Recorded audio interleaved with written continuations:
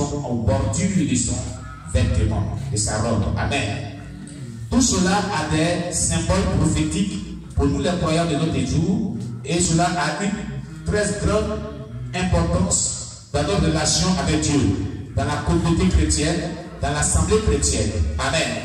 Aujourd'hui, donc, nous allons voir la suite des vêtements sacerdotaux de Aaron. Nous étions arrivés sur les grenades et les clochettes d'or. Exode chapitre 28, verset 33 à 36.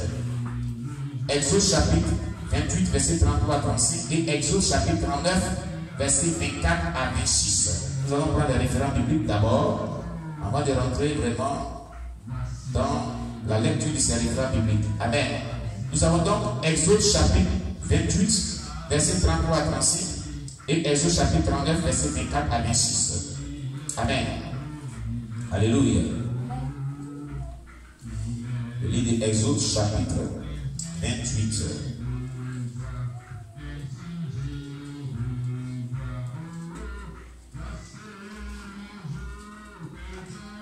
Exode chapitre 28, verset 33 à 37.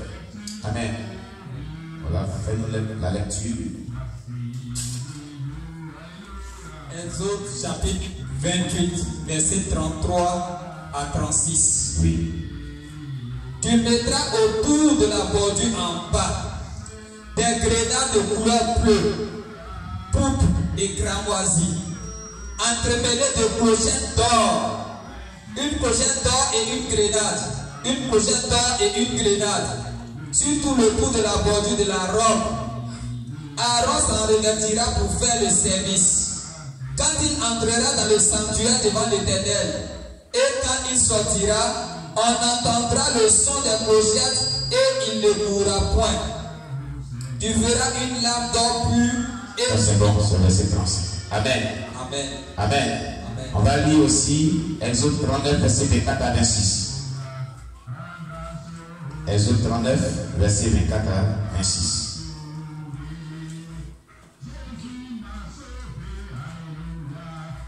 Exode chapitre 39, du verset 24 à 26. On mit sur la bordure de la robe des grenades de couleur bleue, pourpre et cramoisie, en fil retors. On fit des clochettes entre les grenades, sur tout le tour de la bordure de la robe, entre les grenades, une clochette et une grenade, une clochette et une grenade sur tout le tour de la bordure de la robe, pour le service comme l'Éternel l'avait ordonné à Moïse. Amen. Amen. Gloire à Jésus-Christ. Donc, comme nous le disons, dans le thème que nous sommes en train de voir, cette série de messages sur le tabernacle, nous avons vu toutes les parties du tabernacle, nous avons vu vraiment les objets du tabernacle, nous sommes en train de voir les vêtements sacerdotaux d'Aaron, le principal sacrificateur. Alléluia. Et toute sa composante. Amen. Donc, nous sommes arrivés aux grenades et les clochettes d'or qui étaient sur son vêtement. Amen. Le service d'un souverain sacrificateur s'effectuait au son de ses clochettes à l'époque. Amen. Au son de ses clochettes d'or, quand il rentre et sortait dans le lieu très saint, ses clochettes résonnaient en donnant une musique agréable. Elle évoque les langues célestes spirituelles pour la prière. Et les prières agréables à Dieu. C'était symbolique, c'était prophétique. Alléluia. Et elle nous mène à louer le Seigneur. Ces sons étaient agréables à Dieu. Il fallait que ces sons résonnent dans le sanctuaire. Il fallait que ces sons-là résonnent comme des chants, comme des musiques qui montent spirituellement au trône de Dieu dans le sanctuaire. Parce que dans le lieu très saint, il y avait l'arche de l'alliance. Et il y avait les chérubins. Et au milieu de l'arche de l'alliance, entre les deux chérubins, il y avait la flamme de Dieu. Il y avait le feu de Dieu qui était le symbole de la présence de Dieu dans le lieu très saint. Alléluia. Dieu était présent. C'était un feu qui n'était pas allumé d'or. Comme on l'a vu. On a déjà vu cela. Amen. C'est pourquoi Abihu, et puis les filles du sacrificateur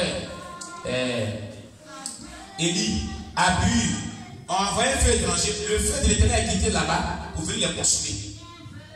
Parce qu'on ne devait pas envoyer un feu étranger dans le sanctuaire en présence de Dieu. Donc, étant présent dans le sanctuaire, il fallait des louanges, il fallait des chants sur le vêtement sacerdotal de Aaron. Et ce vêtement-là devait émettre des chants à la gloire de Dieu. C'est ce qui symbolise aujourd'hui les louanges qu'on adore, les louanges qu'on adresse à Dieu, les chants d'adoration qu'on adresse à Dieu et les musiques qui vont ensemble pour louer le Seigneur, pour célébrer le nom du Seigneur. C'était prophétique. À l'époque, il n'y avait pas ce genre de musique, il n'y avait pas de piano. Alléluia. Il n'y avait pas de piano. Mais il y avait ces clochettes-là pour donner un son dans le sanctuaire, dans le lieu saint. Alléluia. Voilà. Et puis il a dit, aide-nous-mêmes à louer le Seigneur aujourd'hui et à le glorifier, à nous exprimer par des soupirs. Dans Actes chapitre 2, à partir du verset 1, on va voir. Verset 1 ou 11. Oh là là. Bon, on va prendre Romains chapitre 8, verset 26. Romains chapitre 8, verset 26. Romains chapitre 8, verset 26. Romains chapitre 8, verset 26.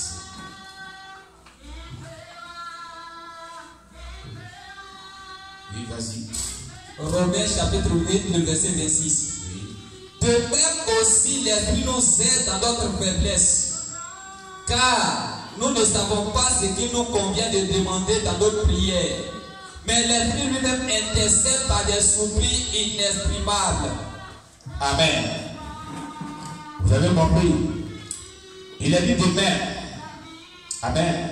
Nous ne savons pas ce qu'il faut donc demander dans nos prières, mais l'Esprit de Dieu, voilà, c'est de l'Esprit de Dieu qui est question, intercède pour nous par des soupirs inexprimables. Dieu intercède pour ses enfants. Alléluia. Dieu intercède pour ses enfants par des soupirs inexprimables qu'on ne peut exprimer. Mais il n'intercède pas pour n'importe qui. C'est une grâce d'avoir une intercession de la part de Dieu. Parce que si Dieu intercède pour toi, les instruments seront toujours là. N'est-ce pas? Un homme peut prier pour toi, il peut intercéder pour toi, et puis il ne peut pas avoir de résultats probants. Mais quand Dieu intercède pour toi, est-ce que tu ne seras pas exaucé? Tu seras exaucé. Donc les chrétiens évoquent l'intercession de Dieu en faveur de son peuple, prophétiquement. Alléluia. Alléluia. Pour que Dieu intercède pour son peuple, pour que Dieu intercède pour son enfant, il faut que ce dernier-là ait une bonne relation avec lui. Si vous n'avez pas une bonne relation avec Dieu, Dieu ne peut pas intercéder pour vous. C'est une faveur, c'est une grâce que le Seigneur intercède pour une personne. Amen. Vous comprenez bien? Combien sommes-nous qui bénéficions de l'intercession du Saint-Esprit par les soupirs inexprimables? Combien sommes-nous? Pourquoi je le dis? Parce qu'aujourd'hui, quand on examine la vie chrétienne de chaque personne, il y a beaucoup de défaillances. Beaucoup de défaillances. Beaucoup de grâces excellentes sont dans la Bible que Dieu nous fait. Mais beaucoup n'en profitent pas parce qu'ils n'ont pas une bonne relation avec Dieu. Qu'est-ce qu'on attend par une bonne relation avec Dieu? Que veut dire développer une bonne relation avec Dieu? C'est ça, c'est ce qu'il faut comprendre. Alléluia. Développer une bonne relation avec Dieu commence d'abord par une vie de repentance de tout péché d'abord. Parce que Dieu aime le péché, et il aime le pécheur. Comprenez cela dans un premier temps. Si vous aimez le péché, vous n'allez jamais développer une bonne relation avec Dieu. Vous ne serez pas ami de Dieu. Vous serez ennemi de Dieu. Oui, la Bible dit que l'amour du monde est inimitié avec Dieu. C'est ce que la Bible dit. Que celui qui veut être ami du monde est ennemi de Dieu. Et le monde, c'est tout ce qui a trait au péché. Amen. Gloire à Jésus-Christ. Donc, développer une bonne relation avec Dieu commence par d'abord le renoncement à la vie mondaine, le renoncement à la vie païenne, l'abandon de toutes sortes de péchés, tout ce que Dieu n'aime pas. D'abord, pour placer un bon fondement d'une bonne relation avec Dieu, voilà ce qu'il faut faire d'abord. Il faut accepter de te détacher de tout ce que Dieu n'aime pas, tout ce que Dieu est comme péché. Amen. Alléluia.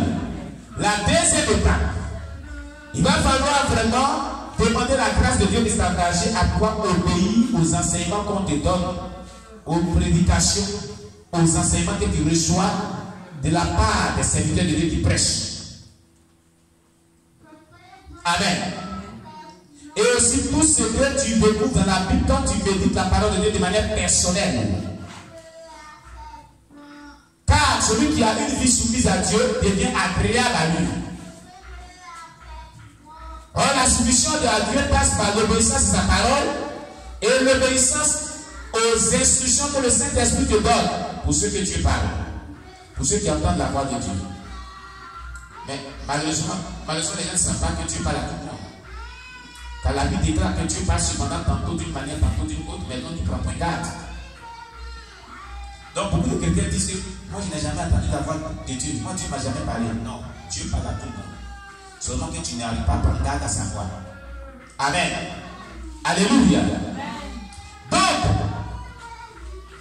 troisième élément qui va t'amener à développer une bonne relation avec Dieu, il faut une vie de prière journalière suivie de méditation de la parole de Dieu.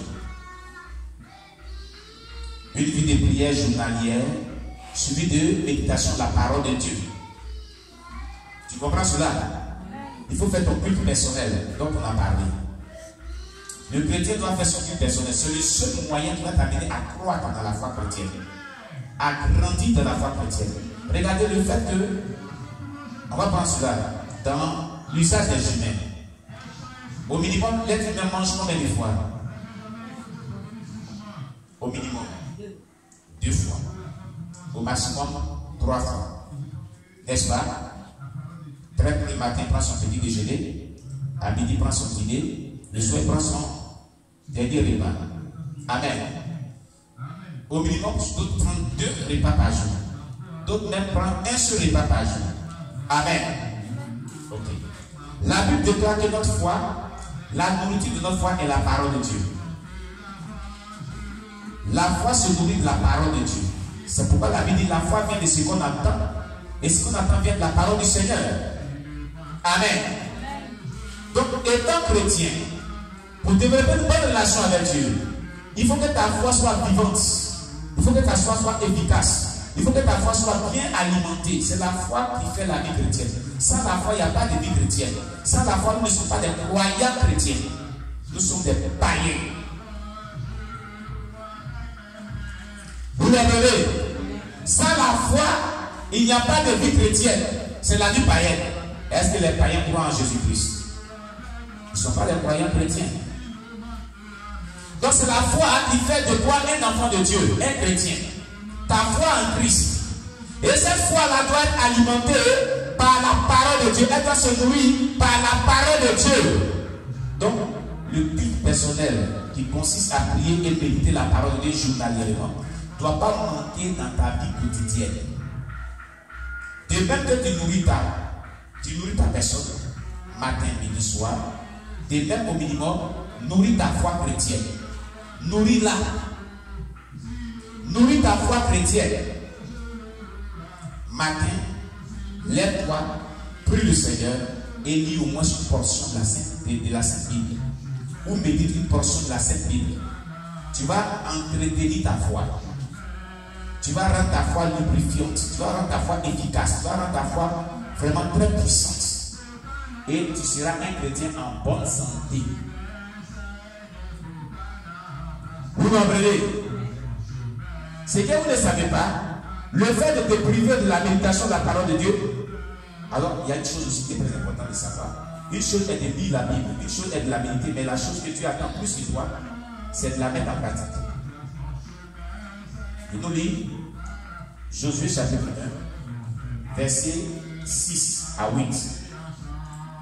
Lis-nous Josué chapitre 1, versets 6 à 8. Amen. Comment développer une bonne relation avec Dieu? Josué chapitre 1, versets 6 à 8.